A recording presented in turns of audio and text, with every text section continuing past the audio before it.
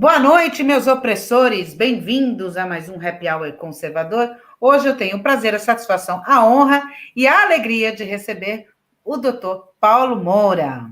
Boa noite, Paulo. Tudo bem?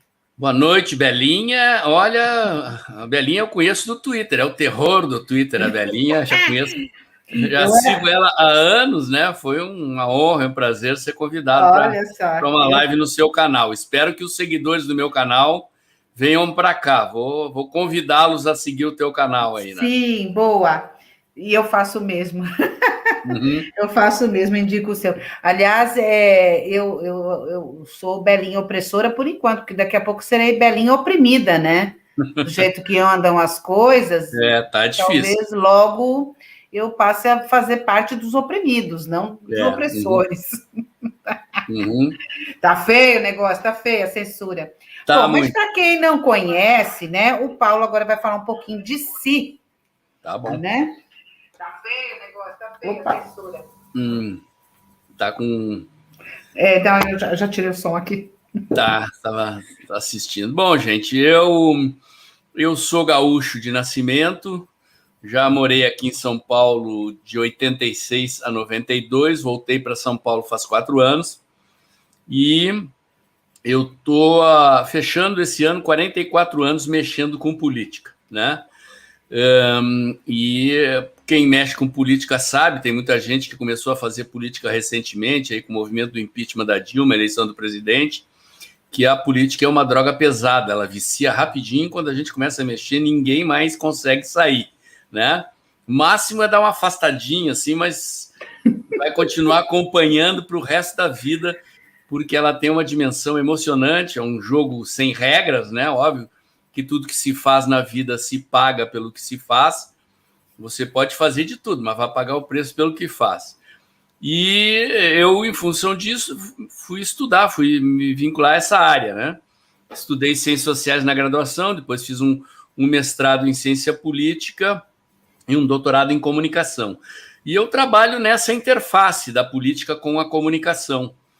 Mexo muito com marketing eleitoral, com marketing político. Mais recentemente, comecei a estudar o marketing digital e tenho uma atuação como ativista. Nunca tive pretensões de ser candidato a nada, não tenho filiação partidária. O meu barato com a política é fazer as coisas acontecerem, né? E eu tenho uma característica, apesar de ser um analista, um cientista político, eu não consigo não me posicionar. Então, as análises que eu faço no canal lá, o Dextra by Paulo Moura, são sempre análises posicionadas. Eu olho para a política com viés conservador, nunca apoiei governos, o governo do presidente Bolsonaro é o primeiro governo que eu apoio, né? Então, não deixarei de apoiar facilmente. O presidente teria que cometer algum erro muito grande, principalmente agora que o inimigo voltou com carga total com o Lula, né? Ser governo não é fácil, né? Errar faz parte do jogo, mas é o que eu digo, eu não quero a volta do PT, não vou vacilar, não, né? Então, eu mantenho, tanto no meu canal como no meu site de notícias e análise, o dextra.jor.br, um viés de publicação de notícias e análises conservadoras e de apoio ao presidente que a gente ajudou a eleger para finalmente ter um governo que corresponda àquilo que o povo brasileiro, que é majoritariamente conservador, gostaria de ver no poder, né? O momento é difícil, acho que estamos vivendo um momento complicado da política brasileira. Talvez vá piorar um pouco antes de melhorar, mas eu acho que à medida que a pandemia vai passando, vai arrefecendo, e que o Congresso começou a aprovar as reformas que o Rodrigo Maia engavetou durante um tempo, que a economia brasileira vai decolar a partir do segundo semestre para o ano que vem, e tem uma visão otimista aí do futuro no médio e longo prazo. Que bom. É bom ouvir isso. Um pouquinho de otimismo, sabe? Porque a gente fica olhando o noticiário e eu desligo a televisão. Todos que a gente conversa, todo mundo está bem pessimista, bem deprimido, bem bem desesperançoso com essa situação toda. É. Mas e não é só no Brasil, não, viu? É no mundo inteiro. Todo mundo muito triste por causa dessa coisa de pandemia. Aqui na Europa, ó, você vê, uma semana abre, depois pega... Não, aumentou o número de casos, fecha tudo de novo. Tá difícil, sabe? Talvez a gente tenha algum assim, respiro quando efetivamente chegar o verão, né? Para junho. Mas até lá é isso aí, sobe caso, fecha tudo, aí desce caso, começa abrindo aos pouquinhos. Tá muito ruim, muita gente falindo, mas muita gente falindo. Muita gente desempregada, muita. As pessoas não estão tendo a dimensão do estrago que está sendo feito na economia mundial e brasileira, e o presidente Bolsonaro é uma pessoa que chama a atenção disso, né? E tem alertado desde o início, e o 2020 já foi um ano difícil, né? As pessoas, quem sobreviveu com água pelo nariz, pelo jeito, os prefeitos e governadores aqui estão dispostos a afogar todo mundo, né? Uma coisa impressionante a insensibilidade desses políticos para a situação. Ninguém precisa se descuidar da questão da saúde, a doença realmente existe, é perigosa, claro. Mas quebrar as empresas, causar desemprego, é uma coisa irracional e incompreensível, e a gente vê uma aliança da mídia com os opositores do governo aí. A impressão que fica é que o negócio é quebrar a economia para tentar botar culpa no presidente e derrubar o governo na eleição, como já foi feito nos nossos irmãos lá do norte. Sabe que a gente não pode falar, porque é evento sensível, né? Se a gente diz o que é, eles nos censuram, então. Mas o povo que nos ouve aí sabe do que a gente está falando. Já mudaram o resultado de uma eleição desse jeito, eu acho que vão tentar aqui também.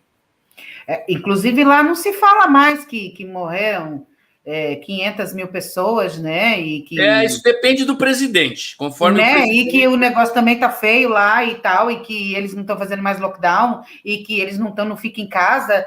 Parece que tá tudo bem lá, né? Ficou tudo bem de repente, né? De repente. Uma maravilha, viu? É estranho isso, né? Essa imprensa é incompreensível, né? Uma coisa... Não é? E o Lula já veio falando que agora ele já tem todas as soluções, porque agora ele já é presidenciável de novo, agora ele já tem soluções, ele já tá fazendo contatos para resolver vacina, tudo. Qual é o cargo dele no governo? Pretendente, né?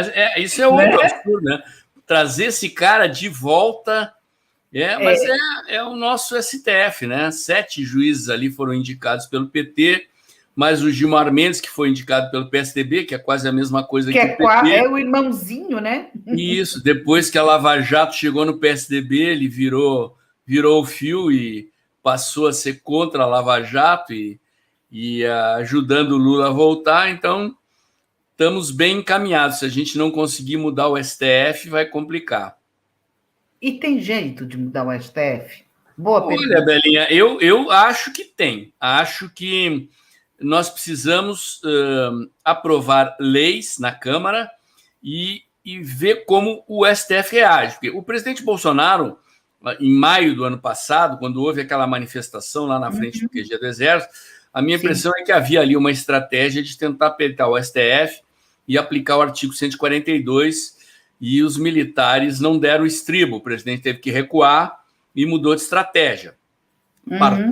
Partiu para dividir o Centrão, trouxe uma fatia do Centrão de baixo para dentro do governo, e com isso ele impediu o impeachment, porque é o que os caras queriam, dar um impeachment naquela época. Depois elegeu o presidente da Câmara e do Senado. Então, a situação hoje, embora o presidente da Câmara e do Senado sejam do Centrão, é uma situação em que nós tínhamos um Congresso com o Rodrigo Maia do lado do STF, agora nós temos um Congresso do lado do presidente. Então, acho que com a Bia Kicis lá na CCJ, talvez se consigam aprovar leis de contenção do excesso de poder do STF.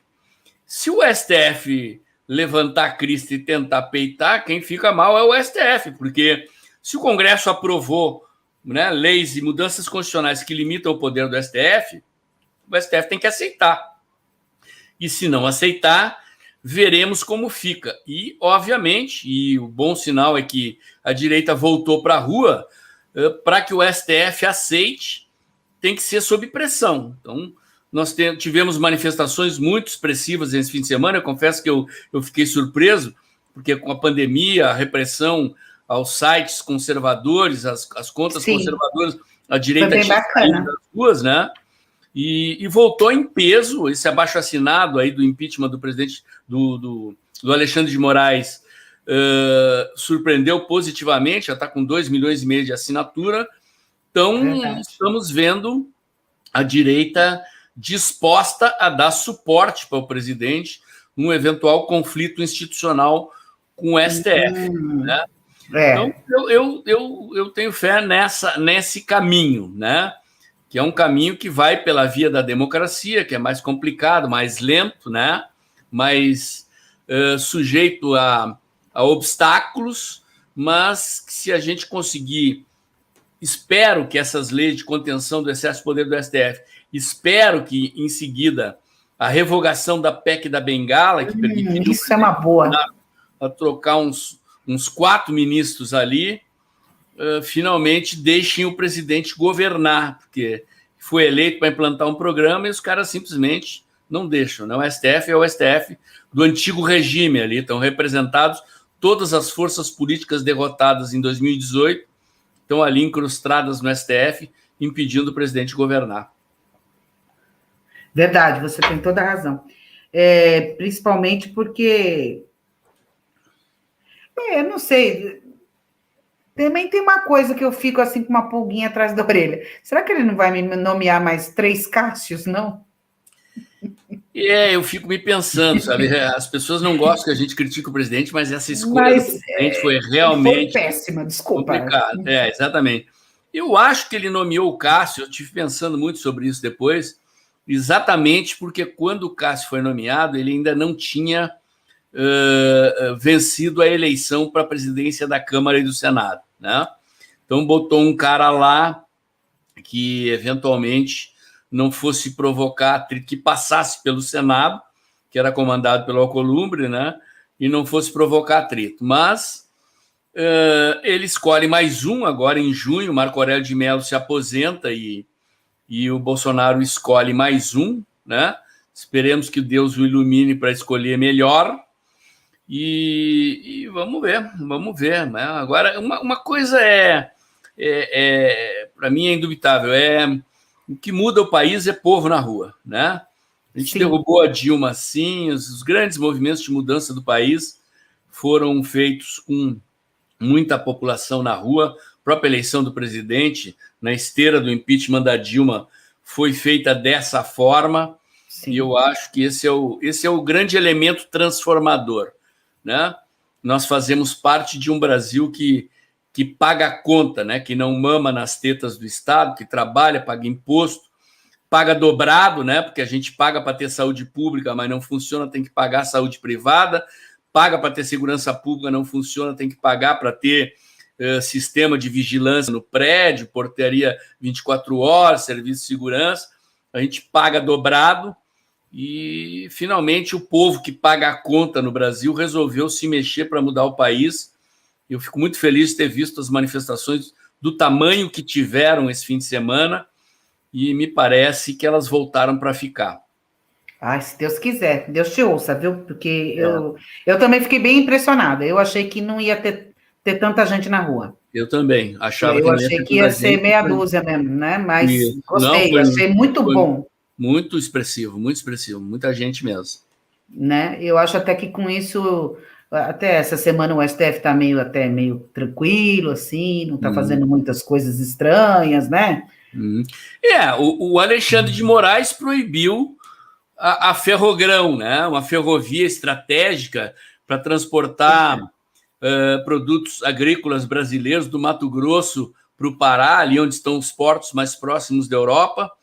E o cara, a pedido do PSOL, travou uma obra que é fundamental para a economia brasileira decolar. Aquilo que eu digo, eu acho que eles querem quebrar a economia para derrotar o presidente, né? Então, ele monocraticamente, atendendo o PSOL, foi lá e mandou interromper uma obra que é estratégica, né? O presidente Bolsonaro, a cereja do bolo do governo dele tem sido essas obras de infraestrutura na área rodoviária, ferroviária, na área de portos. Isso é fundamental para derrubar o custo da economia brasileira, tornar as exportações de commodities, produtos brasileiros mais competitivos, tornar a economia brasileira mais competitiva, tornar os produtos mais baratos para o consumidor, e o cara vai lá numa canetada e manda parar a obra, né? Esperemos que essa decisão seja anulada. Então, eles não descansam, não param. Não, aquele pessoal do pessoal lá e do Rede, dois demônios, viu? E mais o PT, pronto. E o STF, que é uma extensão deles, atende, né? Que é o escritório de advocacia deles. Deles, atende, exatamente. Né? Bom, vamos falar da nossa pautinha aqui, que a gente já está falando um monte de coisa aqui, mas vamos para a nossa pautinha aqui. Ok. O que você achou daquela polêmica que envolveu a possível nomeação da Ludmila Raja, acho que é isso que fala o nome dela, sim. E depois a nomeação do Marcelo Queiroga no Ministério da Saúde. O que você achou de tudo isso aí? Olha, politicamente. Eu acho assim, primeiro eu fico impressionado que o nome da Ludmila tenha sido cogitado e o presidente tenha recebido, porque qualquer pesquisazinha na internet mostraria quem ela é. Então eu não sei para que serve a BIM, o Gabinete de Segurança Institucional, porque o presidente nem deveria ter sido exposto a convidar aquela senhora a comparecer a Palácio para depois dizer que não queria. Eu acho que ela nem foi convidada, de fato. Ela foi convidada a conversar, mas não para ser ministra, né? Porque no meio do caminho o presidente já começou a receber as informações e não deve ter feito o convite, mas ela não deveria, o nome dela nem deveria ter sido cogitado, né? Porque você dá uma pesquisinha na internet e ali já vê que ela não tem o perfil. Sobre o novo ministro, óbvio, ele é muito recente a entrada dele, mas eu fiquei bem impressionado, né? Porque numa função como essa, nas circunstâncias em que ele entra, ou seja, no meio do tiroteio da imprensa contra o governo na questão do Covid, eu fiquei bem impressionado. As falas dele são falas politicamente bem posicionadas, afinadas com o governo, com o presidente, e ele tem uma característica que eu acho que é fundamental, que é saber se comunicar. Hoje em dia, para você exercer um cargo público, com mídia social, com a internet, com a imprensa contra, batendo, o cidadão tem que saber se comunicar. E ele, como eu sou da área, né, eu tenho, acho que, uma percepção muito apurada para perceber, e eu botei a lupa nas entrevistas dele, na maneira como ele se comunica, no conteúdo das falas dele, e fiquei bem impressionado, né? Então, ele se comunica bem. Se ele é um bom gestor, aí nós temos que dar linha para o peixe, né? Dar um tempo para ele entrar lá, tomar pé da situação e implementar a sua marca na gestão, mas a minha primeira impressão do novo ministro é muito boa. Eu também tive uma boa impressão, principalmente porque ele é bolsonarista. Já é 50% de chance de dar tudo certo. Isso, já era antes, né? Então ele já era antes, não é virou, né? Ele já isso, era. Ao contrário da outra senhora, aquela que até musiquinha para Dilma cantou, né? Rolou os vídeos na internet. Eu digo, como é que pode chamar uma mulher com esse perfil? Amor, I love you. Eu digo, meu Deus do céu, né? A assessoria tem que proteger o presidente disso, não pode ficar exposto. O presidente não pode ir ele lá para a internet pesquisar. Para isso serve a assessoria, né? Sim, claro. E aí falhou. Foi falha. Mas pelo que eu entendi da história aí, eu não sei se está correto, mas vamos lá. Que parece que ela é a indicação do Arthur Lira. Foi. E o Arthur Lira foi lá e já agendou uma conversa com o presidente, assim, meio que sem o presidente falar, tudo bem, vou receber, mas ele tipo, meio que forçou uma barra para ter essa audiência entre ele e essa médica aí. Sim. Neste meio tempo, foi uma coisa bem, assim, ele já agendou logo dos próximos dias, então foi bem em cima. A mulher já chegou em Brasília, já foi indo para Palácio, né? E daí, pô, a mulher já está aqui, como é que eu vou fazer? Não vou mandar ela para trás, né? Fica até feio, né? Ele educadamente recebeu, ouviu o que ela tinha para dizer, mas ele não a convidou de forma alguma. Né? Ele, que bom, né? Só ver aqui e tal. A senhora é aquele caso da superdosagem lá de Manaus, né? Beleza, né? Muito boa a sua gestão mesmo. Tá bom, fica aqui anotado no seu currículo, tá? Né? A gente entra em contato, né? Sabe quando você faz entrevista de emprego? O RH. O RH falou assim, a gente entra em contato, qualquer coisa a gente entra em contato, tá? Isso. Você já sabe que não vão nunca mais te ligar, né? Então, eu acho que ele fez isso com ela. É possível. Eu acho que ele, assim, ele foi educado, porque a mulher já estava lá em Brasília. Sim. Falou, como é que eu vou mandar ela voltar para trás agora? Vai ser difícil, né? Isso, mas deve ter botado o termômetro e sentido ali que por ali não tinha jogo, né? Por isso que ela já saiu da reunião falando que ela não queria, que não sei o quê, que ela não aceitou o convite, mas ele não fez o convite efetivamente, né? Exatamente. Outra coisinha que eu quero saber de você. O general Joaquim Silva e Luna, tem chance dos acionistas, né, os acionistas lá da Petrobras, falam, não, a gente não quer esse cara? Olha, o que eu estou acompanhando é que o nome dele está transitando bem, né? Na verdade, o próprio ministro Paulo Guedes passou a defendê-lo, não existe ilegalidade, o acionista majoritário é o governo, consequentemente representado pelo presidente, né?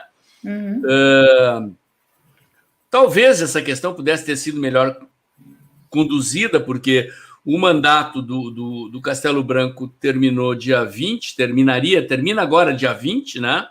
Então, bastaria o presidente dizer, olha, não vou reconduzi-lo, né? Mas o presidente tem aquele estilo dele de ser, estava insatisfeito com a gestão e causou um certo atrito. Mas do ponto de vista, pelo que eu tenho informações, do ponto de vista legal, né, o Conselho de Administração não tem como negar o novo presidente. O general Silva e Luna é qualificado, foi gestor de Itaipu, extremamente bem sucedido numa empresa né, que tem porte da Petrobras, e acredito que o nome vai passar tranquilamente, né? E, eventualmente, alguns membros do Conselho de Administração já pediram para sair, como o presidente que sai.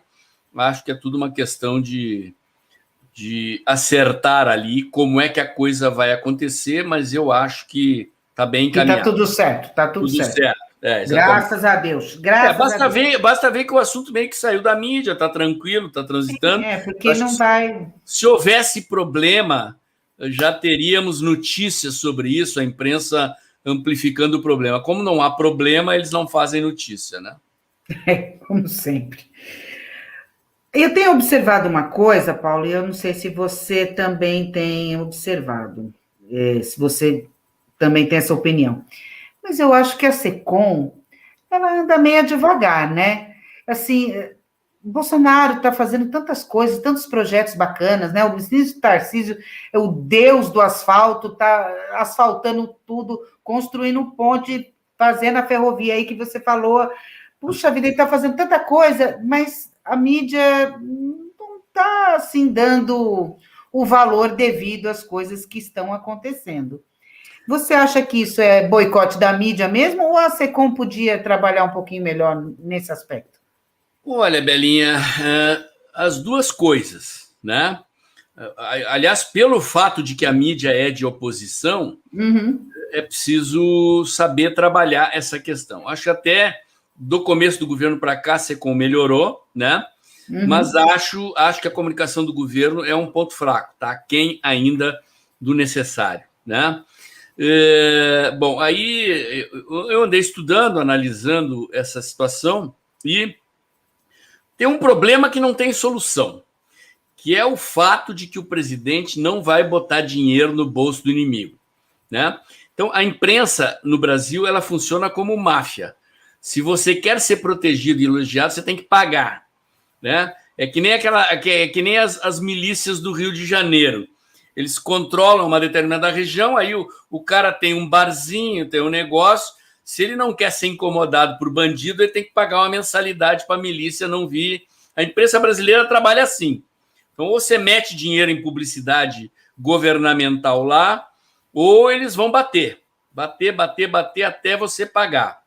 O presidente Bolsonaro, especialmente no que diz respeito à Globo, né, não vai botar dinheiro, não vai botar, então ali é inevitável, né?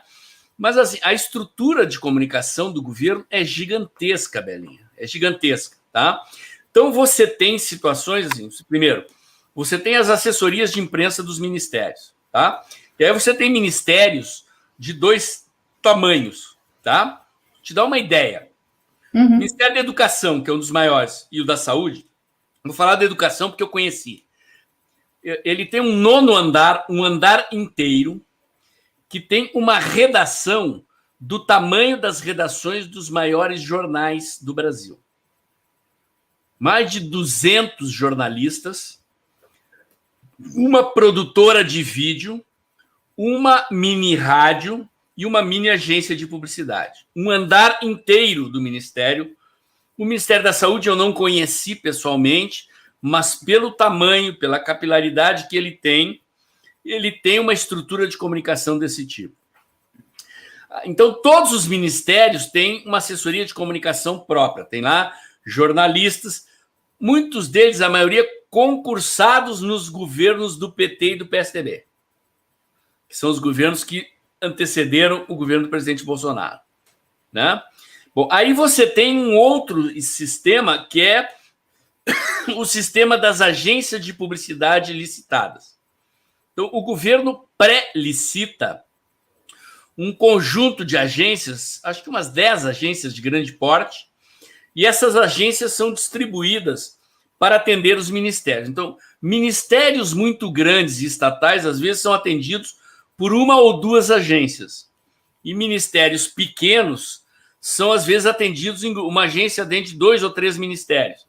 Se são ministérios de pequeno porte, né? Mas você pegar o Ministério da Educação, tem uma agência, o Ministério da Saúde tem uma agência, Banco do Brasil pode ter mais de uma agência, Caixa Federal, Petrobras, mais de uma agência, e ministérios menores, o Ministério da Mulher da questão social e outros de menor porte, pode ser uma agência atende mais de um. Bom, essas agências são as agências licitadas até hoje pelos governos do PT, porque as licitações elas têm prazo legal e você só pode abrir uma nova licitação quando os contratos dessas agências terminam, né? Então, a pessoa que vai lidar com a gestão da comunicação do governo tem que lidar, e agora ainda tem a questão do digital. A maioria dessas agências são agências antigas, formadas na cultura do marketing analógico, aquela coisa de botar publicidade em veículo impresso, rádio e televisão, né? Então, elas criaram lá departamentos digitais, mas elas não são agências digitais. E, então, assim, o governo precisaria, eu não sei em que pé está isso, mas era para ter acontecido uma licitação nova em setembro do ano passado. Só que esses contratos, por lei, são prorrogáveis. Se você não consegue organizar uma licitação, selecionar novas agências, você pode, por um período de 1 ou 2 anos, prorrogar o contrato dessas agências. Então, você imagina que você tem umas estruturas de assessoria de comunicação cheias de jornalistas que foram concursados nos governos anteriores, né? E agências que foram licitadas nos governos anteriores. Então, por mais que sejam agências do mercado e, consequentemente, são profissionais, têm que sentar com o cliente e atender o cliente, muitas vezes tem má vontade, tem boicote, tem sabotagem, né? E a pessoa ou as pessoas que lidam com isso na SECOM, elas têm que ter uma visão macro, uma capacidade de gerenciar um sistema com essa complexidade e definir um método, porque você não consegue centralizar tudo isso, né? É uma estrutura muito grande. Não existe empresa. Você pode pegar a maior multinacional do Brasil, ela não tem esta complexidade na gestão da comunicação. Então, você tem que delegar funções e monitorar, cobrar resultado. A meu ver, talvez esteja faltando no governo exatamente alguém com essa capacidade gerencial. Aí tem que ser um profissional experimentado no mercado, que já gerenciou agências enormes. O PT tinha o Duda Mendonça, o FHC tinha o Nizam Manais, que lidam com as maiores agências de publicidade do Brasil.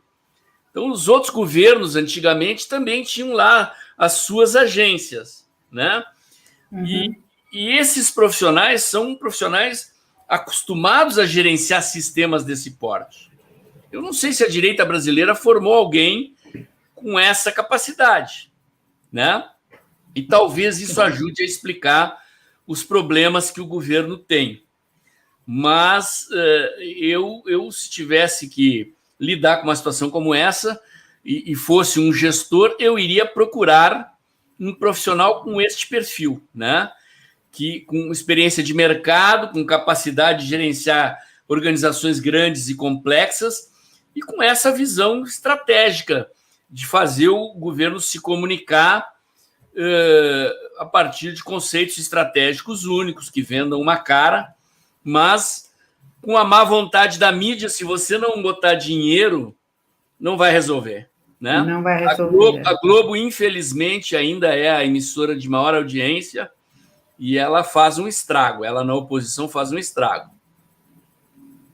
É verdade. Depois a gente fala da Globo. Ainda temos um capítulo da Globo aqui. Fala para mim, Paulo, o que você... Como você vê essas políticas estaduais e municipais em relação à pandemia? Esse negócio de fazer lockdown, esse negócio de fazer toque de recolher. Teve um maluco aí, acho que São José do Rio Preto, se não me engano, que não pode vender gasolina. Você tem que ir lá e fazer um requerimento por escrito e explicar por que você quer gasolina. Uhum.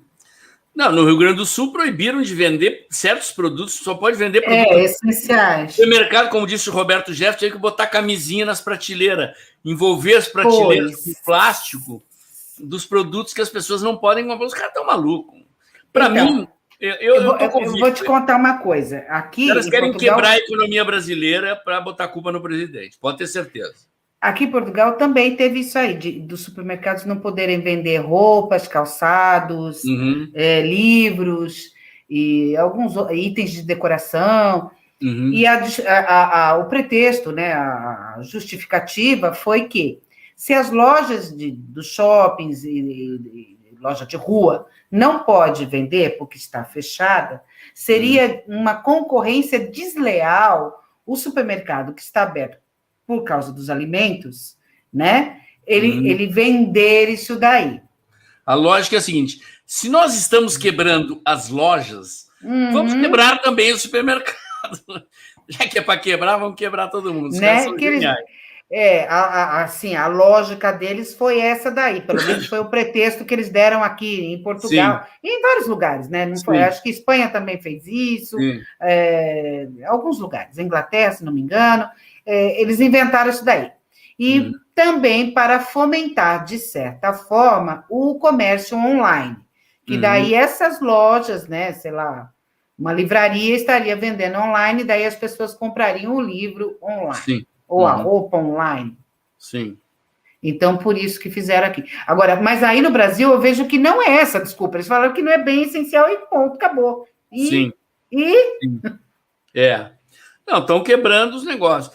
Eu, se tivesse que trabalhar com a gestão dessa crise, né, eu tentaria trabalhar com a conscientização das pessoas no sentido de tomarem cuidado, né, que a questão não é do isolamento social, mas é do distanciamento, né? Isolar é prender as pessoas em casa, fechar os negócios, deixar. O distanciamento significa o seguinte: se eu uso álcool gel, se eu uso a máscara para impedir que os meus perdigotos ou os de alguém contaminem, E se as pessoas tomam uma certa distância, se isso funciona, para que fechar?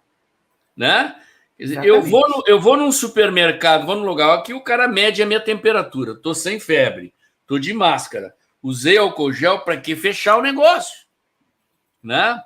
Então, você apostar na colaboração das pessoas. E nós estamos numa situação, Belinha, que é a seguinte: isso até deu um quebra-pau um tempo atrás na Globo News entre o Demetrio Magnoli e o. Como é que é o nome do cara lá? O Camarote, né?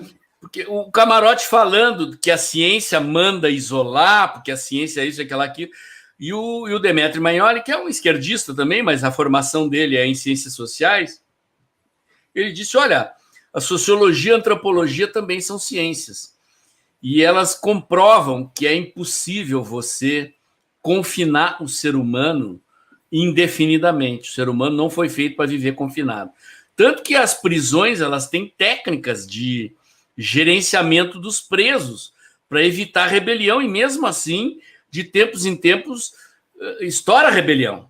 Por que eles deixam o preso ter visita íntima? É para o cara dar uma aliviada no estresse, porque senão o cara começa a subir parede, daqui a pouco ele se rebela e sai quebrando tudo. Guardadas as proporções, é como se tivessem transformado a sociedade brasileira no menor numa prisão. E as pessoas vão se estressando. Elas não desobedecem porque elas querem. É porque é uma necessidade psicológica do ser humano, né? Sim. Quer dizer, às vezes é sentar num bar, tomar uma cerveja com os amigos, bater um papo, descontrair, aliviar o estresse do trabalho, né? Fazer um churrasquinho em casa, convidar os amigos. Isso é uma necessidade. Psicologicamente, nós somos seres sociais, né? Então, quando você começa a confinar, uma hora explode. Se presídio, que tem toda aquela técnica de gestão dos presos para conter, os caras se rebelam. Você fazer isso com sociedades inteiras por tempo indeterminado, né? Sem contar outras dimensões, a questão da sobrevivência das pessoas que têm negócio, que precisam trabalhar, que precisam viver. Se você vai constrangendo, o que se causa? Suicídios ou revoltas sociais de grandes proporções, né? Manifestações da população protestando.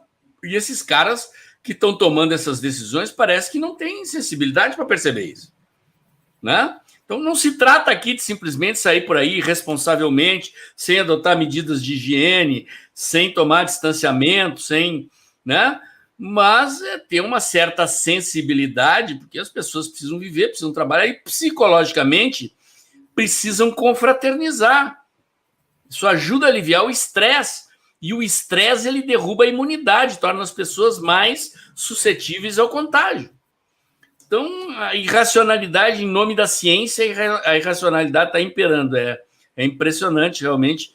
É um absurdo o que estão fazendo, isso em escala mundial. Aqui no Brasil, parece que resolveram levar ao extremo esse absurdo. Eu também acho que o que eu tenho ouvido de casos de gente que está se suicidando porque está com dívida, porque perdeu o negócio, nossa, coisa feia. Vários relatos. Você tem família para sustentar, acabou o dinheiro, você vai fazer o quê? Né? Você perde a perspectiva, porque você não se levanta mais. Não. Né?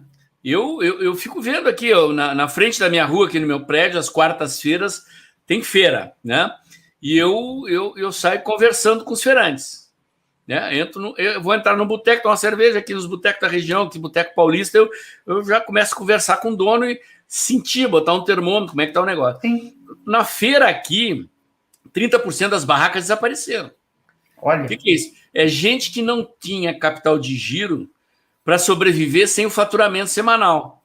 O que aconteceu? Gastou o capital de giro para pagar a comida da família e em dias em que a feira não aconteceu, o dinheiro que era para comprar a mercadoria, para vender, para gerar o lucro e continuar girando, não veio.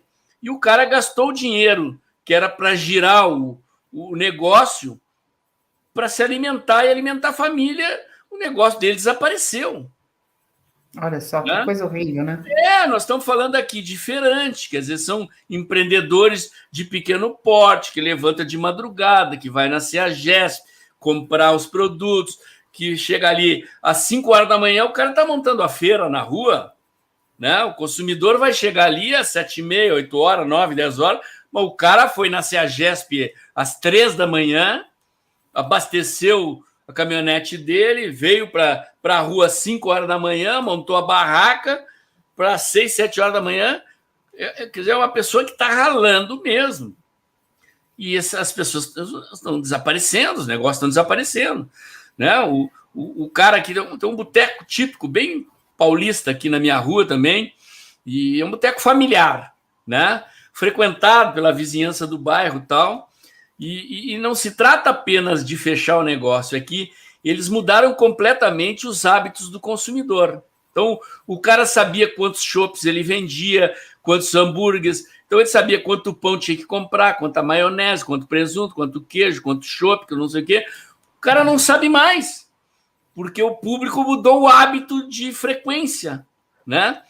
Então, se você não quebra o negócio impedindo ele de abrir, abrindo e fechando anarquicamente, definindo, não, agora abre ao meio-dia e fecha às 8. Agora não pode abrir aqui, fecha ali. Você bagunça a vida do negócio do cara, ele perde as referências e muitas vezes o cara quebra porque perdeu capacidade de gerenciar o negócio. E os burocratas, né, dos funcionários públicos, de prefeitura, de político que vive de salário público, não precisa viver de um negócio que depende de lucro, né? Não está nem aí. Não estou nem aí para a vida das pessoas, para o drama que estão causando. É um absurdo isso. Eu também acho. Nossa, mas no aspecto legal, você acha que pode fazer isso que eles estão fazendo? Eu ouvi aí umas pessoas falando que isso é ilegal, que é inconstitucional. Belinha, toque de recolher constitucionalmente é atribuição do presidente da República com aval do Congresso. Então, nós temos prefeito e governador decretando toque de recolher e o STF não faz nada. Né? Toque de recolher significa você não pode sair de casa. Liberdade de ir e vir tolhida. Aquele horário, você não pode sair de casa. Né? Então, mas é isso, o Brasil é isso, né? Uma corte bolivariana eleita pelos governos derrotados, fazendo oposição a um governo que se preocupa e tenta ajudar as pessoas a sobreviver com seus negócios, com a sua fonte de renda, de alimentação das suas famílias, né? Porque, por exemplo, aqui em Portugal, quem decretou o estado de emergência foi o presidente da República e foi aprovado pela Assembleia da República. Sim. Né? E o primeiro-ministro só deu continuidade. O primeiro-ministro apresentou o projeto, o presidente assina o projeto e daí vai para a Assembleia da República. É isso aí. Sim. Mas os governos das províncias, né, dos distritos, né, que aqui não tem estado, é distrito. Sim. Ninguém fala nada. Se mandou fazer, a gente faz. Aí deixa eu te dar uma autonomia, Sim, entendeu? mas aí é que tá. Aí é um problema do ordenamento constitucional de cada nação, tá? Então, existem nações que não são federações, tá? Então, se você pegar, por exemplo, a Inglaterra, ela é um sistema parlamentarista monárquico não federado. Então, as unidades administrativas locais, elas são hierarquicamente submetidas ao governo central, tá? Pegar um país aqui da América do Sul, o Chile. O Chile não é uma federação. Então, o governo é unitário e central. Então, este tipo de decisão é uma decisão do governo federal, da União, e as unidades de gestão das províncias e das cidades, né, ou dos distritos, como deve ser o caso de Portugal, eu imagino, não sei, que seja o caso de Portugal. Portugal é um país pequeno, vários países europeus são assim, e o governo central tem um poder que é diferente. No caso do Brasil, né, nós somos uma federação, mas existe uma diferença entre federação e confederação. Então, uma confederação é um tipo de estrutura jurídica no qual as unidades federadas têm muito poder, né? O Brasil é uma federação, não é uma confederação. Roberto Jefferson até tem chamado a atenção para isso, que o STF, ao dar poder aos prefeitos e governadores para fazer essas coisas, ele está fragmentando o país, ele está derrubando a unidade nacional, porque ele está permitindo que os governadores e os prefeitos tomem decisões locais, como, por exemplo, toque de recolher, que é inconstitucional deixar que um governador e um prefeito decida, e, consequentemente, eles estão colocando em risco a unidade nacional. Sim. Porque daqui a pouco cada governador sai definindo o que quer pelo seu estado ao arrepio da Constituição Federal. E o STF interpreta a Constituição como quer e diz que pode. Né? Então... Eu acho que não pode, porque, por exemplo, os Estados Unidos é assim, cada estado tem a sua autonomia para decidir sobre determinados assuntos, tanto que uns têm pena de morte, outros não têm, e etc. E tal. Então, no Brasil não, é uma Constituição para todos. Para todos, você mudar essa coisa do federativo, né, do pacto federativo que se tem, você está alterando o sistema de governo. E alterando o sistema de governo é cláusula pétrea. E isso não pode. Não pode, pela Constituição, não pode. Na prática, eles estão fazendo isso. A nossa Constituição foi pro lixo já faz tempo. O STF faz o que quer. Aliás, não é nem o STF. Cada juiz do STF faz o que quer sozinho. Né? É uma canetadinha só. Canetinha, decisão monocrática. O cara vai lá, dá uma canetada. O caso do Lula, o Fachin estava julgando um habeas corpus de um processo que já tinha sido tramitado em julgado primeira e segunda instância e avalizado pelo STF. E o cara vai lá numa canetada e anula todas as condenações do Lula, né? Então, realmente é uma piada,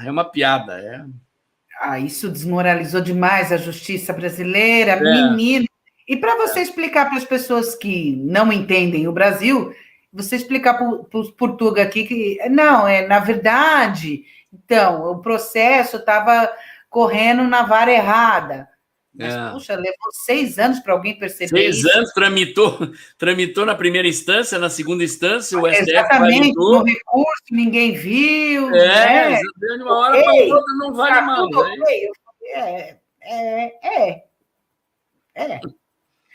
Se fosse um processo contra mim, Belinha, o Fachin não ia dar essa canetada mágica. Não iria. É que você nunca foi do MST. Se você fosse do MST, talvez ele desse um jeitinho. Talvez ele fizesse alguma coisa por mim, né? Eu também acho. Exatamente.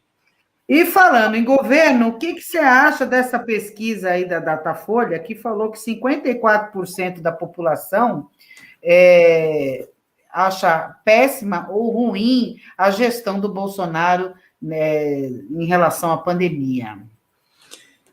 Olha, bom, Belinha, eu tenho uma linha de análise que eu faço lá no meu canal do YouTube, o Dextra by Paulo Moura, já faz tempo, já fiz em artigos escritos também, que é a seguinte, tá?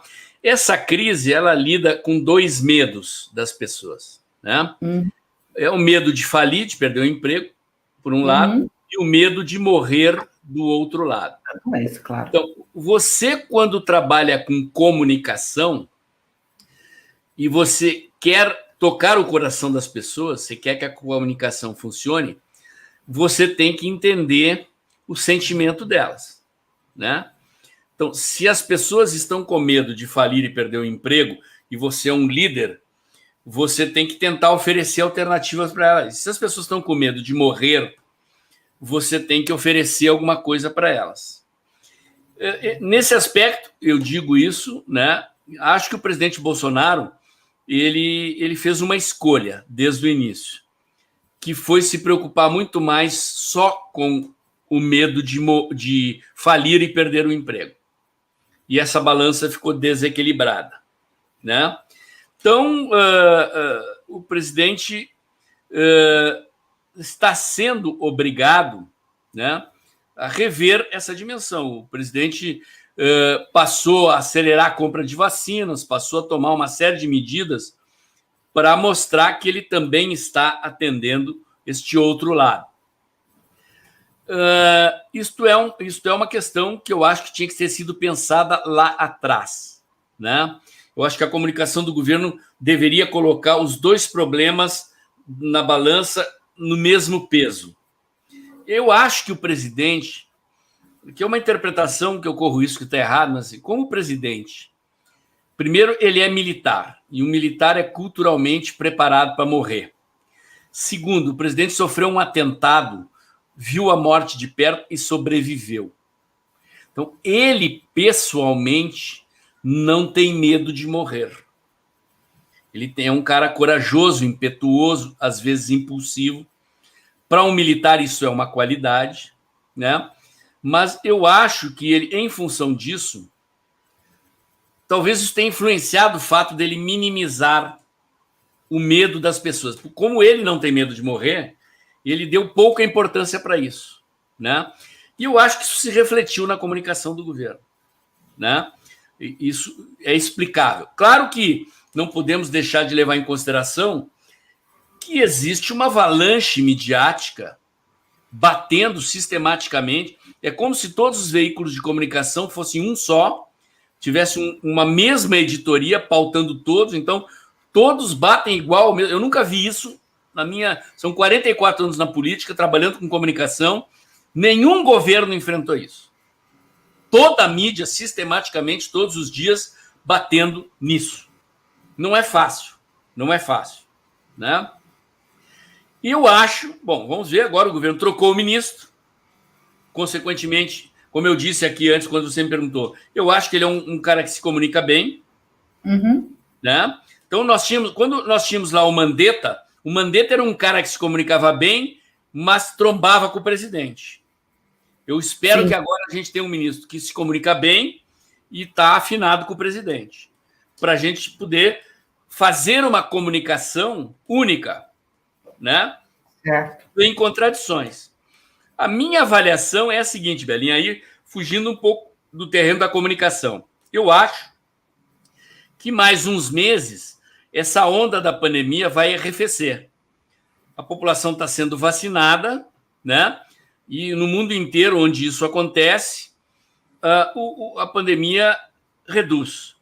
Além disso, em função do fato de que o presidente conseguiu eleger aliados na presidência da Câmara e do Senado, que estão sendo aprovadas as reformas, quer dizer, além da autonomia do Banco Central, a PEC emergencial, a medida lá da modernização do mercado de gás, que vai reduzir o custo do gás industrial, a PEC do saneamento, que vai gerar obras de construção civil no Brasil inteiro.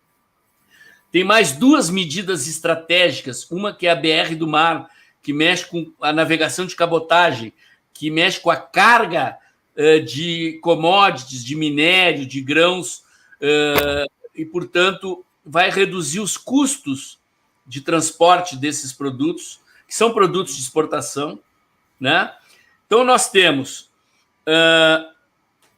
a questão do gás, a questão das ferrovias, que é outro projeto de infraestrutura do governo, que vai modernizar o setor de transporte de cargas, e a BR do Mar. São 4 medidas, sem falar ainda na reforma administrativa e na reforma tributária, que, pelo jeito, vão passar esse ano ainda.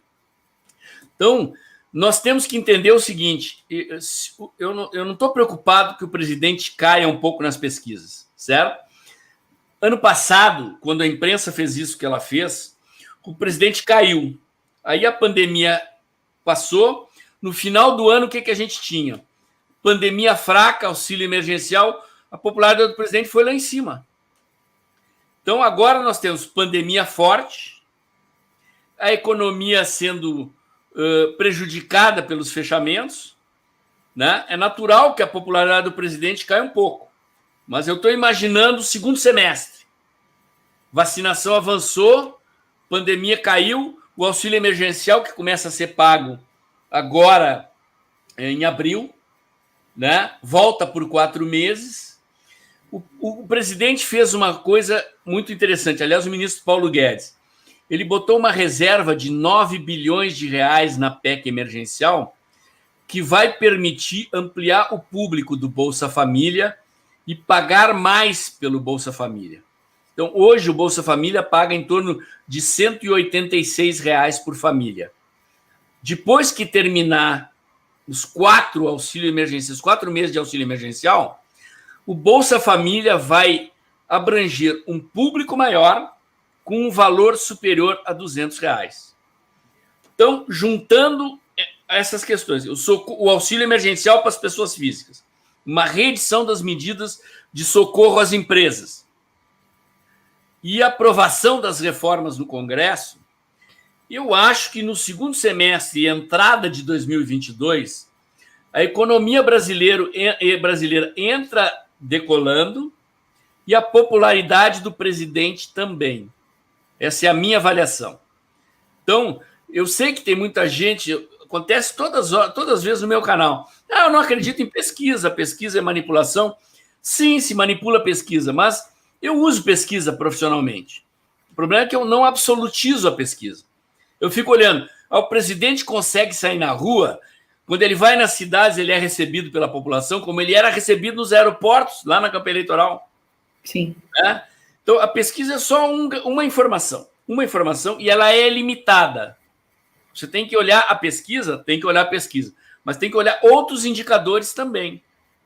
Se o presidente estivesse saindo na rua e estivesse sendo vaiado, apedrejado, tivesse saído correndo, protegido pela segurança, como aconteceu com o presidente da Argentina agora, não sei se você viu. O cara foi apedrejado, entrar correndo no micro-ônibus e fugir. Bolsonaro, a gente não vê isso. Não. Né? Então, a pesquisa subia. E o presidente não cai de 30%. Então, no momento em que a economia melhorar e a pandemia arrefecer, o presidente vai voltar para 44%, 45%, 50% de aprovação. E isto vai acontecer no ano eleitoral de 2022. Esta é a minha leitura. Né? Então, apesar das pessoas não gostarem, eu levo sim a pesquisa em consideração, só que eu não atribuo a ela valor absoluto. Né? Eu fico admirado, eu digo, a mídia inteira batendo, fazendo terrorismo com as pessoas. A pandemia pegando, mais gente morrendo, né? Seria estranho se o presidente não caísse um pouco na popularidade. Mas o que eu digo é o seguinte, é isso, ok, caiu, mas eu acho que é recuperável. E acho que essa recuperação vem no segundo semestre, com a aprovação das reformas e a vacinação avançando e a pandemia arrefecendo. Essa é a minha leitura, uma leitura otimista no médio e longo prazo. Muito bem. Falando de governo, o que você acha da atuação do André Mendonça? Você acha que o André Mendonça... Eu vi muita gente atacando o André Mendonça, falando que ele estava tão morno quanto o Moro, né? Tão inativo quanto o Sérgio Moro. O que você acha? Olha, primeiro, assim, o fato do ministro da Justiça não ser um ministro midiático, eu não acho ruim, né? E segundo, se as pessoas forem olhar para os indicadores da segurança pública brasileira, apreensão de drogas, operações policiais de combate à pedofilia, e é uma série de coisas, os indicadores são muito bons, o que significa que não era o Moro que era o mágico das coisas, entendeu? A Polícia Federal continua operando, a Polícia Rodoviária Federal continua operando, apreendendo drogas, apreendendo criminosos, né? Combatendo a corrupção. A gente viu aqui no Covidão uma coisa inédita. Quer dizer, o escândalo do Mensalão e do Petrolão foram descobertos e julgados anos depois do que aconteceram. Os escândalos de desvio do dinheiro da saúde do Covidão foram flagrados e os caras presos em cima do laço, no ato. O governador do Rio de Janeiro, o Witzel, ele foi afastado do cargo, está sendo julgado e será empichado e condenado porque roubou dinheiro e ele foi descoberto enquanto roubava, não anos depois de roubar. Né? Isso é o quê? Isso é Polícia Federal atuando, isso é a Controladoria Geral da União monitorando as contas e flagrando, né? Então, eu olho, se o ministro fala pouco na imprensa, para mim, eu quero ver o resultado. O Moro era todo falante, todo midiático, né? O Moro saiu, o desempenho da polícia melhorou. Então, não era o Moro que era o grande gestor. Significa que a polícia está funcionando bem, a Polícia Federal, a Polícia Rodoviária, a Controladoria Geral da União, que é quem fica monitorando roubo de dinheiro público, né? Eu sei, não vou contar aqui, porque não posso contar, né? De gente que foi flagrada tentando roubar e foi demitida. Não virou escândalo, porque o presidente não deixou. O serviço de informações lá, Sagaró, presidente, está acontecendo isso, demite, né?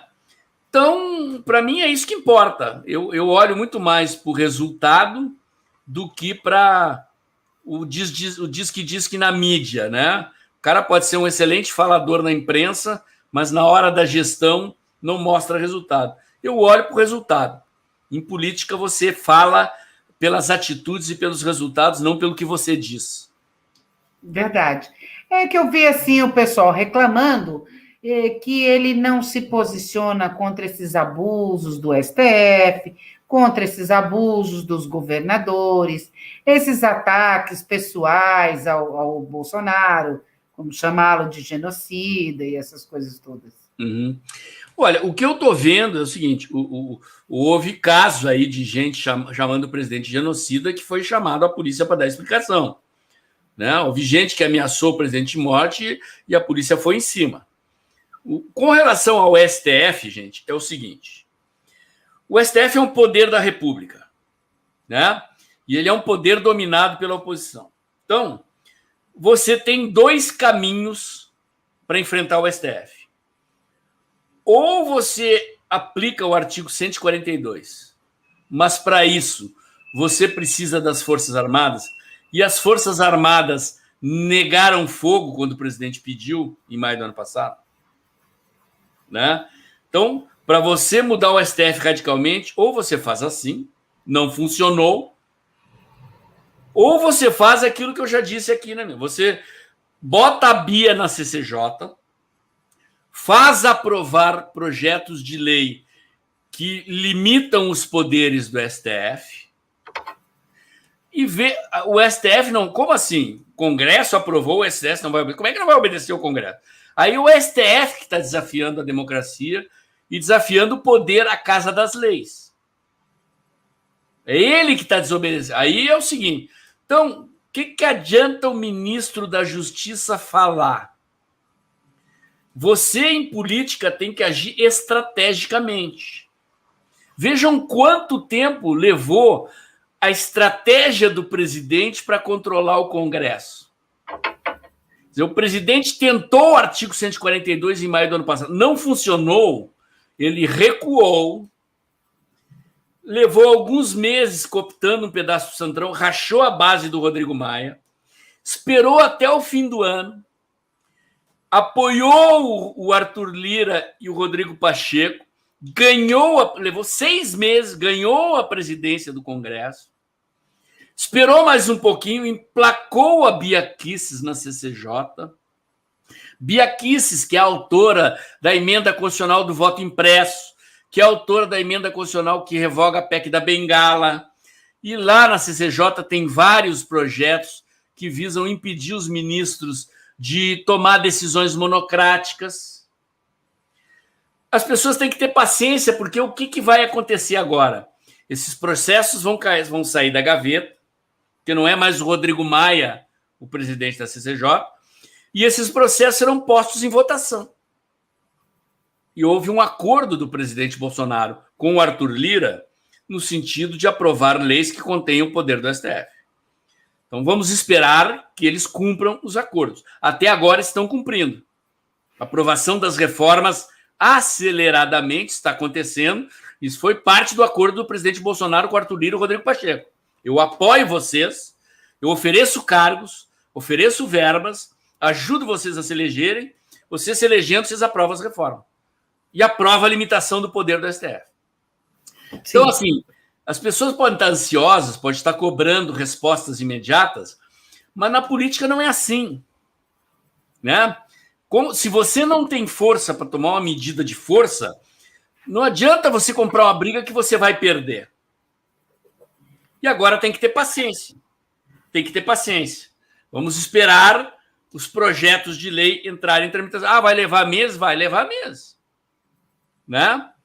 Mas o presidente jogou certinho para aprovar essas leis, né? E se o Centrão cumprir o acordo, se o Arthur Lira e o Rodrigo Pacheco cumprirem o acordo que eles têm com o presidente, temos garantia de que vão cumprir? Não. Eu fiz um vídeo no meu canal, lá, o Dex Trabalha Paulo Moura, Belinha, que chamava o casamento do presidente Bolsonaro com o Centrão no casamento de conveniência. Botei uma fotinho engraçada lá do presidente vestido de noiva com a cabeça do Arthur Lira no noivo, né? Muita gente não gostou, mas é um casamento de conveniência. O Centrão não é conservador.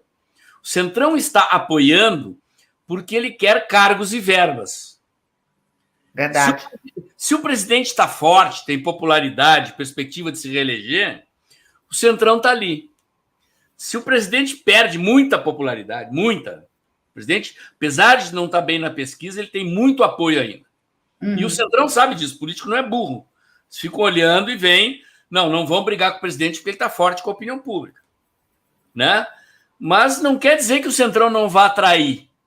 Por que é importante? Por isso que as manifestações são importantes.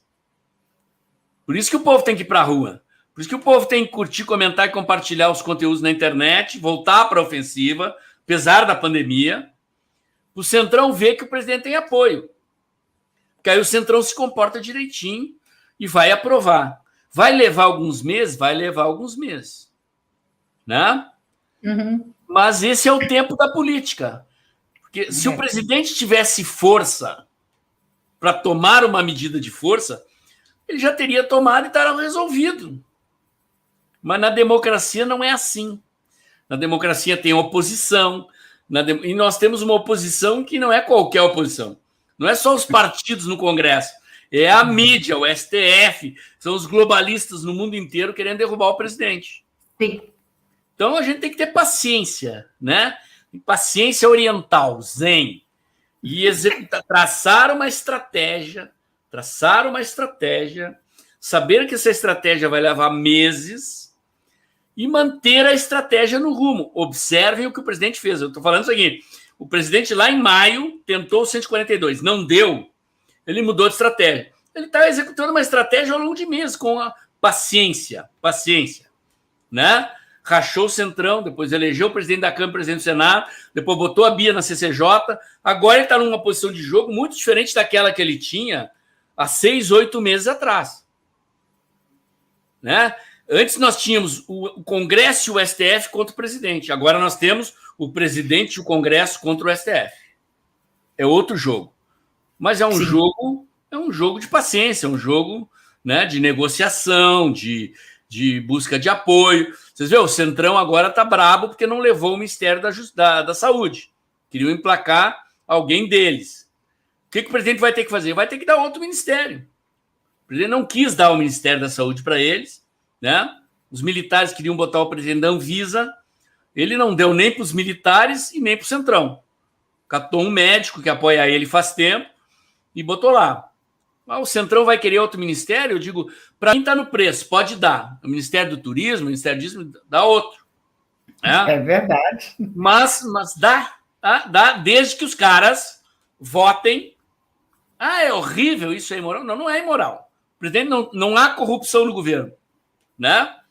Este tipo de negócio aqui, eu te dou o cargo e tu me apoia, é do jogo. A gente pode não gostar, mas é assim que a política é, no mundo inteiro. Né? Você quer participar do governo? Me apoia no Congresso. Tá aqui, eu te dou esses cargos, tu é parte do governo. Mas tu me dá retorno, tu me apoia aqui. Né? Não vai apoiar? Tchau. Entrega o cargo, eu boto o outro. É assim que funciona. Eu também acho que é assim. A gente tem que ter um pouquinho de paciência, né? O pessoal acho que tem sofrido tanto que eles todo dia vem o STF com alguma sacanagem, com alguma coisa, que as pessoas querem logo que aconteça alguma coisa logo, mas infelizmente não dá para ser logo. Exato, eu entendo. Senão ele pode botar tudo para perder. Concordo contigo, concordo. A leitura da psicologia das pessoas é essa. Mas, como eu disse, Belinha, eu estou há 44 anos na política, entendeu? A maioria das pessoas que estão fazendo política no Brasil, elas começaram no impeachment da Dilma, algumas na eleição do presidente Bolsonaro. Eram pessoas que não mexiam com política antes, né? Verdade. Então, é isso, você tem que aprender, experimentar, tem que fazer política, gente, tem que entrar em partido, tem que se candidatar, tem que concorrer, tem que ralar, tem que errar para aprender. E esse é o tempo da política na democracia, é assim que se joga. Verdade. Vamos lá falar os dois assuntos do dia. O choro é livre e a morte do Major Olímpio. O choro é livre, a Maju já andou se desculpando. Antes de entrar na live aqui, eu já vi. Ela né? já andou pedindo perdão. A mídia sabe que o negócio tem preço, né? Você fala, tem preço. Eles eles se passam, os jornalistas deixaram de ser jornalistas, passaram a ser militantes, né? Então, há uma insensibilidade ali para perceber esse outro lado das pessoas que estão com os negócios quebrando, com as famílias no desespero. Então, não é qualquer choro, é um choro de desespero, é um choro de gente que está perdendo as suas fontes de renda, que está tendo dificuldade de alimentar a família, está tendo que demitir gente, né? Nenhum empresário gosta de demitir, é uma coisa dolorida, difícil, né? As pessoas costumam ver o empresário como um cara malvado, insensível. Não é isso, um cara que monta um negócio, gera empregos, ajuda um monte de gente, né? Tem que ser respeitado. E a jornalista da Globo aí, no caso, se passou e já recuou, né? O Major Olímpio, infelizmente, né? Uma fatalidade, que Deus o guarde, que Deus o tenha, cumpriu um papel na oposição ao PT, infelizmente divergiu do presidente Bolsonaro, tomou um outro caminho, um outro rumo, mas numa hora como essa a gente tem que relevar, né? Deixar essas coisas no passado e lembrar que também ele teve um lado positivo na luta pelo impeachment da Dilma, na luta contra o PT, e desejar nossa solidariedade, nossos pêsames à família e bola para frente, né? Infelizmente. Ele era uma peça importante no tabuleiro político? Olha, não me parece assim que ele seja um articulador relevante ali, pelo que eu tenho de informações no Congresso, né? Ele era uma pessoa forte, com presença nas mídias sociais, mas a informação que eu tenho não é que era um operador político relevante ali que vai alterar a dinâmica do jogo no Congresso Nacional, né? Então, infelizmente é isso, né? Uma fatalidade, mais uma vida que se vai nessa doença horrível aí. Nas últimas semanas perdi gente da família também, o avô do meu filho aqui, o meu ex-sogro, agora está a mulher dele, a minha ex-sogra, hospitalizada na UTI. É uma coisa que a gente não deseja para ninguém, infelizmente aconteceu, e que Deus o guarde aí e ajude a sua família a passar pelo momento difícil que está passando. Verdade. Nossos sentimentos à família do Major Olímpio, com certeza. Não é porque ele era um oponente do Bolsonaro que a gente vai ficar tripudiando e falando bem feito. Isso aí é feio. É feio. Morreu, infelizmente, lamentamos, né? Mas é a vida, né? É isso. Infelizmente. E vamos lá para o nosso último tema. Como é que você vê as eleições de 2022?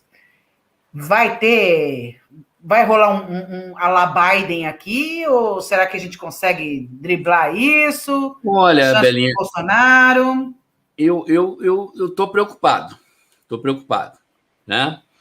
Eu espero, eu já antecipei uma parte da minha resposta, eu estou fazendo uma leitura otimista de médio prazo aqui, como eu disse, a pandemia arrefecendo e as reformas acontecendo, eu acho que a gente tem condições de ter um 2022 mais tranquilo. Mas eu não menosprezo o PT, né?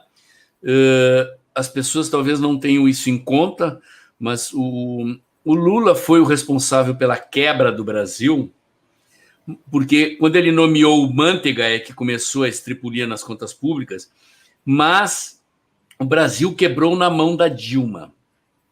A memória que as pessoas têm do governo do PT, em parte é a memória da corrupção, e esse é o ponto fraco do Lula, mas em parte é a memória de um tempo de fartura, de crescimento econômico. O PIB de 2010, que é o ano da eleição da Dilma, foi a 7,5%. Isso é um PIB chinês. Então as pessoas estavam comprando, estavam consumindo, a classe média estava viajando, e agora que o Lula pode mentir que foi inocentado, né? Ele não foi inocentado, ele é réu, continua sendo processado, mas ele vai dizer que foi inocentado. Infelizmente, as pessoas não têm discernimento para entender a complexidade de um processo judicial. Elas veem a notícia de que o Fachin anulou as condenações e acham que o Lula foi inocentado. Na verdade, o processo só vai para a mão de outro juiz para recomeçar.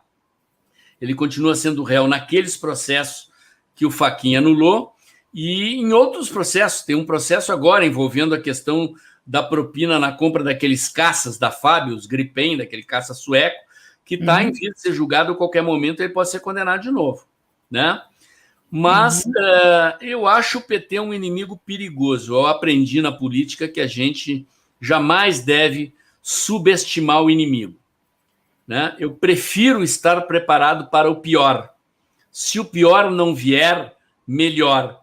Se o pior vier, nós nos preparamos. Por isso que eu fico feliz de ver a direita na rua de novo, de ver o pessoal acordando, fazendo abaixo-assinado de 2 milhões de assinaturas, porque eu não me canso de dizer isso. Opinião pública não é pesquisa publicada, não é estatística. Opinião pública é gente mobilizada convencendo gente. Quando a gente começou o movimento do impeachment da Dilma, nos chamavam de loucos. A gente fazia manifestação com 50, 100, 500, 1.000 pessoas e nos chamavam de loucos. Não, impeachment nunca vai passar, não sei o quê. E o movimento foi crescendo, porque aqueles loucos lá do início foram convencendo outras pessoas e convencendo e fazendo manifestações cada vez maiores até que a Dilma caiu. E foi um movimento assim. As pessoas acham que o presidente Bolsonaro tinha 57 milhões de votos na largada. Não tinha. No primeiro, aquele bando de maluco que ia receber o presidente no aeroporto. E o presidente tinha lá 14%, 11%. Aí cresceu para 20%, 22%. Depois da facada, ele cresceu e ganhou a eleição. Por quê? Porque as pessoas estavam na rua fazendo campanha por ele.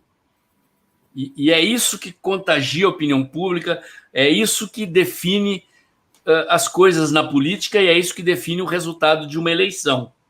Então, eu estou preparado, já aviso aqui, no meio do ano voltam as queimadas na Amazônia, é o período da seca na Amazônia. Podem se preparar que vem outra onda daqui. Aí vai ser a pandemia mais a Amazônia. Preparem-se para o pior. Então, eu sei que vai piorar, né? Mas vai passar. Vai passar e lá na frente, se nós não nos desmobilizarmos, se nós continuarmos indo para a rua com cada vez mais gente, nós continuarmos ativos nas mídias sociais, eu acho que a gente tem condição de reeleger o presidente. Mas não existe eleição ganha antes da urna fechada. E no Brasil não basta a urna fechada, a gente tem que continuar metendo pressão para fiscalizar a apuração, para poder auditar a votação, né? Mas é preciso lembrar que o presidente venceu apesar disso. E como é que ele venceu? Com gente na rua e nas mídias sociais fazendo campanha o tempo todo. É nisso que eu acredito e espero que as pessoas permaneçam mobilizadas e atentas ao que está acontecendo, sem se deixar abater pela pressão da mídia e da oposição. Verdade. Inclusive, eu acho que eles não garfaram a eleição de 2018, porque eles acharam que ia ter uma guerra civil, né? Eles ficaram com medo. Muita gente apoiando. A pressão já era grande naquela época, a desconfiança das urnas já existia. De repente, eles levaram medo de mexer. Aquilo que aconteceu com a Aécio lá, que De repente deu um apagão, o Aécio na frente, quando abriu tudo de novo, a Dilma estava na frente. Foi o fato de que a gente estava fazendo pressão que constrangeu os caras a fazer aquilo de novo, né? Eu acho. E eu acho que por isso que, primeiro, o voto auditável seria o ideal. Não sei se a gente vai conseguir até lá. Tem um projeto da Bia lá na CCJ. Tem um projeto bom lá, né? Vamos ver se conseguem aprovar a tempo e vai ser tudo direitinho, né? Quer dizer, já tinha uma lei, né?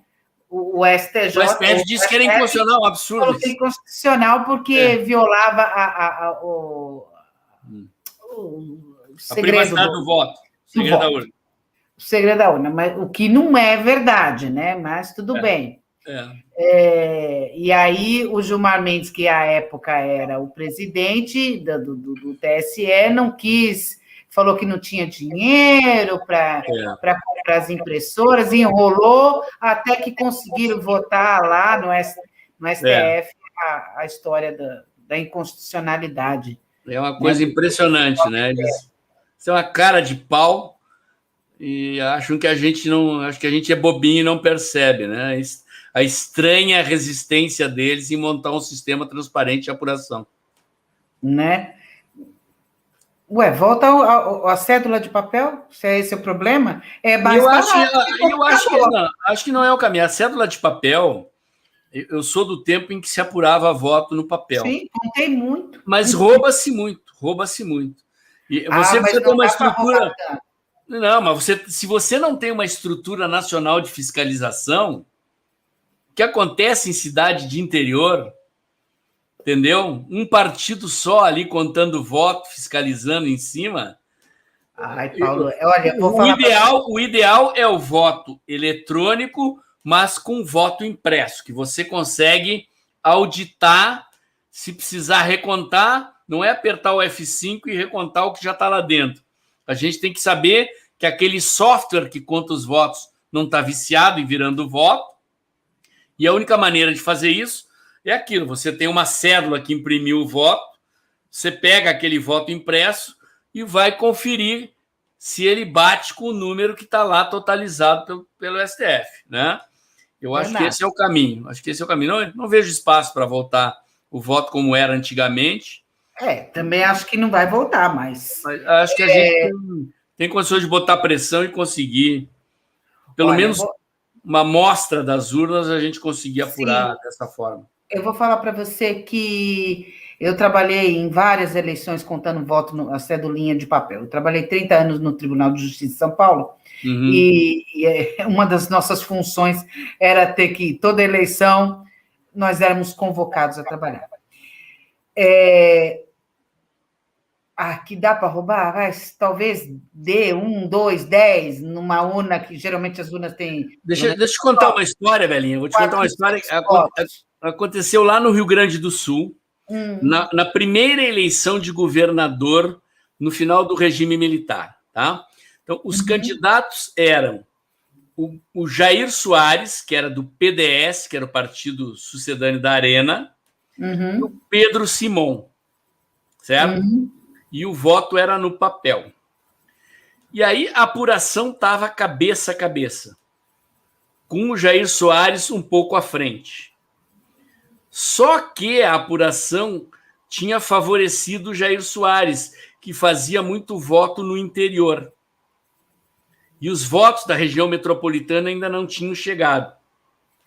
O Pedro Simon foi para a imprensa e admitiu a derrota antes de terminar a apuração. E aí os fiscais do MDB foram para casa na hora da apuração da região metropolitana, que era justamente a região em que o MDB era mais forte. Quando eles perceberam o erro, chamaram os fiscais de volta, já era tarde. O Jair Soares ganhou a eleição por uma pequena margem. Porque você está sozinho ali na mesa. Então tá, o juiz eleitoral, os fiscais da Justiça Eleitoral, as pessoas contando, o fiscal vai em cima e diz, não, esse voto aqui é nulo. Né? Que eles infernizam a vida da gente, é verdade. Infernizam a vida. e consegue anular muito voto metendo pressão. O Jair Soares ganhou uma eleição que talvez, se o MDB não tivesse saído da fiscalização, o Simão tivesse ganhado, né? Então, não é que a eleição é roubada, mas assim, na pressão ali, essa cédula aqui está mal preenchida, vamos anular. A lógica é assim, não, vamos interpretar a vontade do eleitor. Ele marcou o X fora do quadradinho, mas marcou aqui do lado do nome, né? Então, tá fora do quadradinho, mas o eleitor quis indicar esse nome. Se você é honesto, você valida o voto. Mas se não tem o fiscal ali do lado, né? Tá o fiscal só de um lado, anula o voto. Então, o que eu defendo é exatamente isso, é o voto eletrônico, mas com a impressão, de maneira que a gente possa bater o voto impresso Sim. com o que o programa de computador diz lá dentro, que aí nós vamos descobrir se tem vício, né? Se tem aquele vírusinho ali que fica virando voto no computador. É a maneira de controlar, de auditar a votação. É isso que eu acho que a gente tem que tentar. Esperemos que dê certo. Você acha que Jair Bolsonaro vai ser reeleito? Se não fosse o Lula, eu te diria com mais convicção, né? Eu acho que sim, mas eu prefiro deixar o pessoal com medo. Eu acho esse medo mobilizador, né? Eu já disse aqui, vou repetir, eu não subestimo o PT. E não é só o PT, gente, não é só o PT. Nós vamos enfrentar o PT, todos os corruptos que saíram do governo não pode mais roubar, toda a mídia que não recebe mais dinheiro do governo e bate no governo por causa disso, e todo o sistema globalista mundial. Lembrem-se, lá no hemisfério norte, aquele país lá de cima, onde a gente tinha um cara aliado, ele, aspas, perdeu a eleição, né? Então, digo e repito, não vamos sair das ruas, não vamos sair das redes para não ter que aguentar um governo do PT de novo, porque o risco é real. Eu acho que o presidente ganha, mas eu não... Mas não é para ficar achando não é na moleza. Tem que trabalhar, tem que trabalhar. Tem que trabalhar, exatamente. É verdade, okay? Eu também acho isso. Mesmo porque esse negócio de confiar na recontagem dos votos, nesse país que você está falando, a justiça não quis sequer recontar os votos. Exatamente. Né? Exatamente. E nós vamos, como bem lembrado aqui, o Alexandre vai estar lá na presidência do TSE. Presidindo o TSE. Ele chega e fala assim, não quero contar. Exatamente. E quem que vai obrigar ele a contar? É verdade, exatamente. Como é que vamos obrigá-lo a contar? Não temos um inimigo só, temos vários inimigos aliados. Né? E em lugares estratégicos eles estão. Esse que é o problema.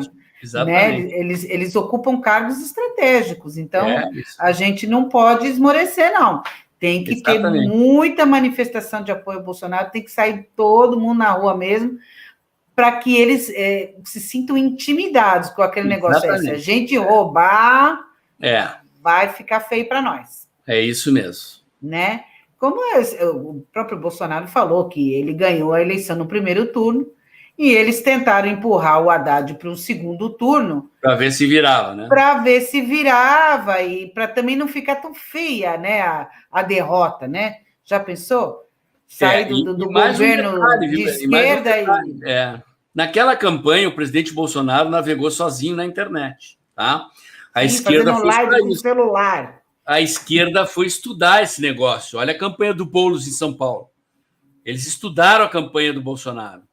Eles aprenderam a fazer. Vocês podem ter certeza que não vai ser como 2018. Não vai ser como 2018. É muito mais difícil, muito mais complicado. E eu levo o inimigo a sério. Prefiro estar preparado, não baixar a guarda, não desmobilizar, para não ter que pagar o preço desse erro depois. Verdade. Vai ser bem, bem complicado mesmo. Mas a gente tem que estar na rua. Isso. Vamos para a rua. Isso. Aliás, já estão falando que vai ter manifestação amanhã na Paulista. Isso. Contra o calça e cravada. Isso. Bora para a Paulista amanhã. Quem puder, vá. Antes de vir para cá, para a live, eu estava numa reunião tratando deste assunto. É mesmo? Então conta para nós, vai. Não, é isso, era o assunto, entre outras coisas, outras manifestações daqui para frente, mas uma delas era a participação na manifestação, eram vários membros de movimentos que estavam lá discutindo o apoio da manifestação que vai ter na Paulista amanhã. Boa! Amanhã na Paulista, que horas? Eu saí da reunião antes de definirem a hora, né? Mas vai para Paulista lá que vai acontecer. Acho que é amanhã à tarde, não é? É, que é na parte da tarde. Com certeza é à tarde, eu não lembro exatamente. Não, então, povão, vocês ficam de olho aí na rede social aí. Isso. Quem é de São Paulo, faz favor, hein? Que o Dória não dá, não. Será que rola um impeachment dele? Você tem fé? Não, ele acabou de reeleger o presidente da Assembleia Legislativa, ele tem maioria na Assembleia, não. Tem que meter pressão, apavorar, mas não tem como. Também ele tem controle das. Nós é que temos que votar melhor. Escolher deputado melhor. Eu vou falar para você que eu fiquei com aquela sensação assim, eu votei no Dória, né, para governador. Mas eu fiquei com aquela sensação, antes eu tivesse tentado o Márcio França, porque o Márcio França já esteve lá. E ele não era nem tão ruim, nem tão bom, entendeu? Mas é um partido do Foro de São Paulo, PSB, né? E a gente estava entre a cruz e a espada. Foi difícil. Mas eu acho que ele não teria essa coragem. É verdade. De fazer essas atrocidades que o Dória está fazendo. É verdade. Eu acho que ele ia pegar mais leve. O Dória é a locomotiva desses caras que querem quebrar o Brasil para derrotar o Bolsonaro. É impressionante. Verdade. Paulo, adorei conversar contigo. Por mim, Igualmente. A gente ficava conversando aqui horas e horas, mas eu sei que não pode. Mesmo porque aqui já são 23 horas e 36 minutos, né? Então, não, também... 20 horas. Aqui em Portugal é 23. Okay. Nós estamos 3 horas na frente. E quando chegar o horário de verão, nós estaremos a 4 horas na frente de vocês. Isso. Então, às vezes acontecem as coisas aqui que vocês nem sonham, vocês estão dormindo.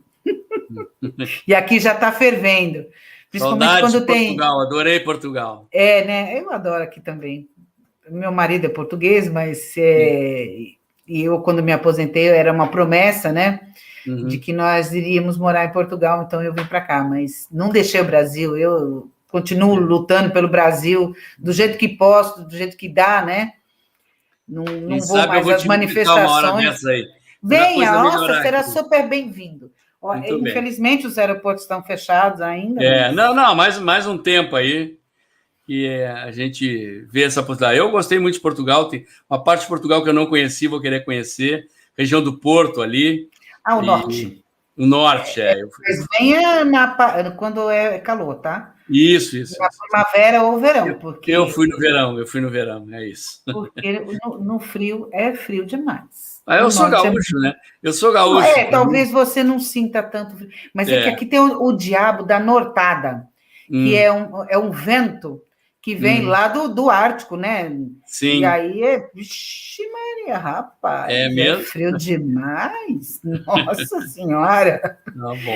É um vento muito frio. E mesmo no verão, as praias lá do norte, elas... você tem que... Aqui tem um negócio que chama assim, paravento. Tipo uma bandeirinha assim, que você põe assim, umas estacas assim, para você poder ficar na praia. Porque venta demais. Sim. Venta demais. A água geladésima. Mas... É mesmo. Tá bom. Essa parte aí eu sinto falta do Brasil. Então tá. Falta. É mesmo, né? Querido, muito obrigada. Eu agradeço demais. Espero contar com você umas próximas vezes. Fica à vontade, é só convidar. Adorei a conversa também. Eu também adorei. E a gente chama outras pessoas também para ficar um bate-papo mais animado. Maravilha. Né?